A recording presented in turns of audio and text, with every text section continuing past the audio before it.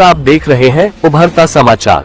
आइए बढ़ते हैं जनपद भदोही के गोपीगंज की तरफ, जहां ओवरब्रिज के निर्माण को लेकर नगरीय क्षेत्र के बड़ी चौराहा, सरकारी अस्पताल मिर्जापुर तिरमुहानी। नमस्कार, आप देख रहे हैं उभरता समाचार।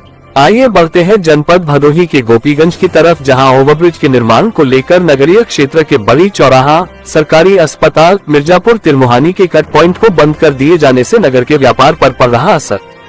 बताते चले कि करबला गिराई से झिलिया पुल तक बनाए गए ओवरब्रिज पर सड़कों में आई खराबी को ठीक करने के लिए महीनों से नगर में जाम की हालत बनी है। कुछ दिन पूर्व दक्षिणी लेन को बंद कर ओवरब्रिज के नीचे से भारी वाहनों का आवागमन शुरू किया गया था। उसको ठीक करने के बाद अब उत्तरी लेन को बंद कर दिया गया है, जिसको लेकर गोपीगंज नगर का व्यापार काफी हद तक प्रभावित हो रहा है।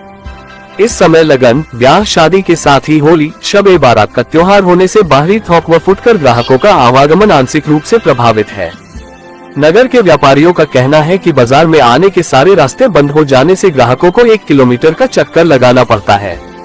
साथ ही जाम की समस्या से 2-4 होना पड़ता है, इसलिए आसपास के बाजारों से ग्राहक खरीदारी कर वापस चले जाते हैं।